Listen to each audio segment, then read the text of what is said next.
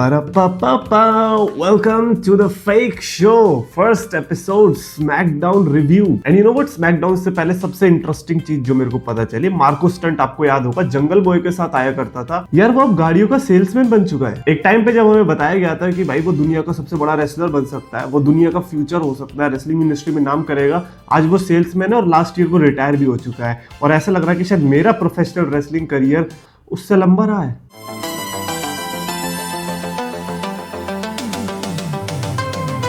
So yes, the champions of the world, Modri Exit and the best wrestling creator on this subcontinent with the best wrestling audience welcomes you to the fake show episode number 1। and आज Cody Rhodes and Drew McIntyre की जो starting थी, सबसे पहले तो detective कोडी नैन आता है और मुझे समझ में नहीं आता हर बार ये इतना कंफ्यूज कैसे रहता है, हर बार ऑडियंस से क्यों पूछने लगता है कि बताओ किस बारे में बात करनी है, तुम्हारे पास माइक है तुम बताओ। वो तो अच्छा हुआ ड्रू मैकिंटायर का कि ऑडियंस के बीच में से आके ऑडियंस को सवाल करते हुए पूछता है कि भाई तुम इतना सब एविडेंस दिखाने के बाद भी इसको चीयर कर सकते हो और मुझे बू कर सकते हो, ऐसा क्यों?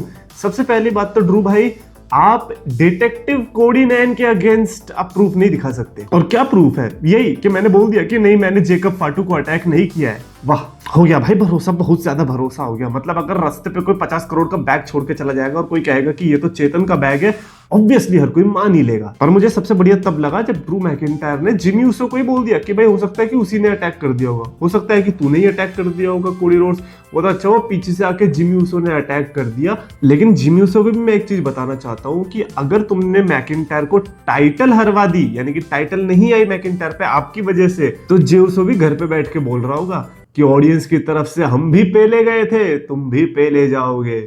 और भाई कोडी रोड्स जिस तरीके से जेकब फाटू के हक के लिए लड़ रहा है ना, ऐसा लगता है जिमी ऊसो का तो कजन ब्रदर होगा, कोडी रोड्स का असली भाई है। आई गेस होता है जब जे ऊसो के साथ आप एक टैग टीम चैंपियनशिप जीत लेते हो तो आप खुद को भी एक समोन समझने लगते हो। कोडी रोड्स इस समय पे कोडी रोड्स के अलावा सब बन रखा है, डिटेक्टिव भी बन रखा है, समोन भी बन रखा है, लेकिन इससे अमेरिकन नाइटमेयर ही नहीं बना जा रहा। Shinsuke Nakamura and Rey Fenix versus Tama Tonga and JC Mateo. Tama Tonga और जेसी मटेयो इस समय पर ऑलमोस्ट सेम साइज के हो चुके हैं। आई डोंट नो टामा टोंगा ने घर पे बैठ के कौन से डब्बे खाए, बट उससे भी ज्यादा शॉकिंग लगा जब हमें रे फिनिक्स का एक और नया पार्टनर देखने को मिला। एक समय था जब अंड्रादे हुआ करता था, अगला समय आया जब जेवान एवंस हुआ, और आज का समय जब शिंसुके नाकामुरा है, और कल का समय हो सकता है कि मैं ही उसका टैग टीम पार्टनर हूं। ये लोग इतना शफल करने का ड्रामा कर रहे हैं, रे फिनिक्स से पूछ क्यों नहीं लेते कि भाई कौन चाहिए? वो अपने बोल देगा भाई पेंटा है मेरा भाई, वो क्यों नहीं ला रहे हो तुम? इतना बोरिंग मैच, इतना बोरिंग मैच। वो तो अच्छा हुआ टाला टोंगा की इंटरफेरेंस की वजह से रे फिनिक्स और नाकामुरा हार गए। That was not the point. The point is कि एमएफटी जीते इंटरेस्टिंग तरीके से, मैच बहुत बोरिंग चल रहा था। And I genuinely feel sorry for those people जिन्होंने इस मैच को विटनेस किया। By the way, Jimmy Uso ने ड्रू मैकिंटायर से नो डीक्यू मैच मांगा। एक सेकंड, जिमी ऊसो में घर में उसकी कोई नहीं सुनता, उसकी बीवी उसकी नहीं सुनती, रोमन रेंज उसकी नहीं सुनता, यहाँ पे आके डब्ल्यूडब्ल्यूई वाले उसकी सुन रहे। इतना स्ट्रॉन्ग कब से हो गया भाई जिमी? तुम्हारे स्पॉन्सर का नाम स्लिम जिम है, बिग जिम थोड़ी। और मैं कहाँ एमएफटी वाले मैच को बोरिंग समझ रहा था, Tiffany Stratton versus Kiana James वाला मैच तो अब आया। मेरे को याद है एक टाइम हुआ करता था जब मेरे को टिफनी बहुत पसंद थी as a talent of course, but what happened? ऐसा क्या हो गया कि टिफनी स्ट्रैटन इतनी बोरिंग लगने लगी है? नेवर माइंड, टिफनी स्ट्रैटन के जीतने के बाद जूलिया ने अटैक किया तो उसको बचाने के लिए पता है कौन आया? Jade Cargill. हाँ, वही लड़की जिसके हर बार रिटर्न होने के बाद लोग यही बोलते हैं कि देखो ये जिंदा है। भाई देखो, डब्ल्यूडब्ल्यूई अपनी स्टोरी में एआई का यूज कर रही हो या नहीं कर रही हो उसका तो पता नहीं, लेकिन क्राउड में जरूर कर रही है। क्योंकि जब जेड कारगिल ने टिफनी स्ट्रैटन का हाथ उठाया तो लोग इस तरीके से खुश हुए जैसे पता नहीं उन्होंने जॉन सीना और द रॉक का एक और once in a lifetime match देख लिया होगा। Like why? और ये इतने नीच लोग हैं, इतने नीच लोग हैं। जब ड्रैगनो की एंट्रेंस हुई इन्होंने जीरो रिएक्शन दिया, एलिस्टर ब्लैक की एंट्रेंस हुई जीरो रिएक्शन दिया, लेकिन for some reason Jade Cargill और टिफनी स्ट्रैटन का हाथ उठाना इनके लिए बहुत बड़ी बात थी। वो तो अच्छा हुआ वहां पे हमें जेड कारगिल का हील टर्न देखने को मिल गया। और अब देखो, कुछ हील टर्न्स होते हैं जो बहुत शॉकिंग होते हैं, उनका नाम भी आता है टॉप 10 शॉकिंग हील टर्न्स की लिस्ट में, लेकिन जेड कारगिल का नाम भी आएगा, बट टॉप 10 2 किलोमीटर दूर से ही दिख गया था होने वाला हील टर्न वाली लिस्ट में। भाई इस समय पे वुमेन्स डिवीजन ऐसी है कि एजे ली का इतना भयंकर रिटर्न होने के बाद भी वो भी भाव नहीं दे रही,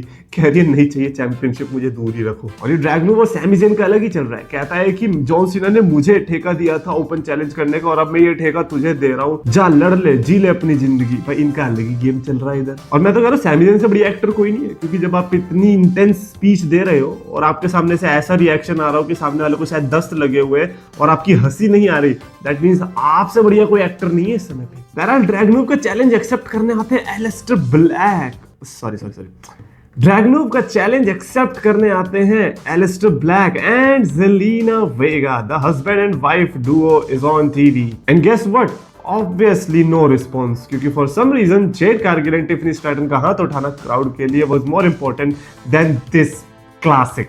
मैं बताऊं, ऐसी क्राउड ना ऐसे मैच डिजर्व नहीं करती। ऐसी क्राउड को बस वही वाला मैच दो, एंड देन उसके बाद एक मेन इवेंट में टिफनी स्ट्रैटन वर्सेस समबडी का मेन इवेंट दे दो, ये लोग पागल हो जाएंगे। ऐसी क्राउड को मैं कहता हूं बदतमीज क्राउड। खैर मैच में ऑब्वियसली बीवी की इंटरफेरेंस होनी थी, जेलिना वेगा ने इंटरफेरेंस किया एंड देन डेमिन प्रीस्ट भी आता है इंटरफियर करने के लिए। और एक सेकंड मैं चेक कर लूं क्या कि कहीं अगला पीएलई पुर्तो रिको में तो नहीं हो रहा, क्योंकि जिस तरीके से जेलिना वेगा, डेमिन प्रीस्ट ये लोग हरकतें कर रहे हैं, लग रहा है कि पुर्तो रिको में इनकी बैंड बजाने वाले हैं। बट खैर ड्रैगनूव ने यहाँ पे टाइटल रिटेन तो करी, बट बैकस्टेज में जाके ट्रिपल एच से एलिस्टर ब्लैक ने एक ही कंप्लेन करी, कहता है साहब मुझे क्यों हरवाया, मेरे नाम में ही तो सिर्फ ब्लैक है, मैं असलियत में थोड़ी।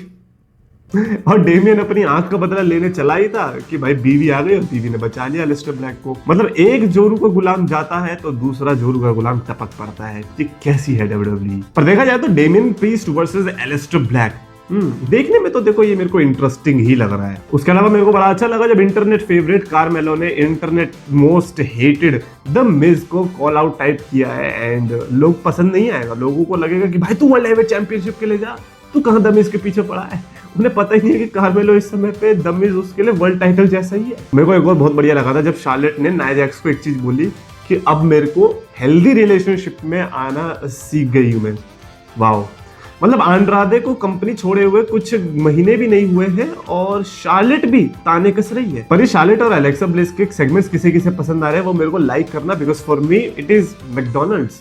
आई एम लविंग इट। खैर Drew McIntyre versus Jimmy Uso का मेन इवेंट मैच आता है एंड मैकिंटायर तो भाई खेल रहा था इस मैच के अंदर। मेरे को तो जिमी ऊसो और जे ऊसो में जिमी ऊसो बहुत बढ़िया लगता है, क्योंकि जिमी ऊसो हमें फालतू का कार्डियो नहीं करवाता, जबरदस्ती हमें ये सब नहीं करवाने को बैठा है वो। एंड स्पॉइलर तो नहीं देना चाहूंगा बट एआई वाली क्राउड को इसमें भी मजा नहीं आया।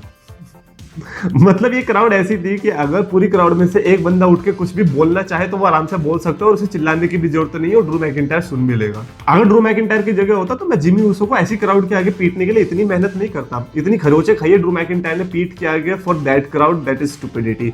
बट खैर ड्रू मैकिंटायर है, वो 3 साल से वो ऐसे ही कर रहा है, फालतू की मेहनत एंड नो रिजल्ट। शो उसी तरीके से एंड हुआ जैसे लास्ट टाइम हुआ था Cody Rhodes and Drew McIntyre का ब्रॉल, बट इस टाइम कोडी रोड्स यानी कि हंटर के गोल्डन बॉय को क्लेमोर पड़ती है and boom the show is over and I still don't know Jimmy Uso क्या करना चाह रहा है। मतलब Cody Rhodes and Drew McIntyre के मिक्स में जिमी ऊसो कैसे पता नहीं।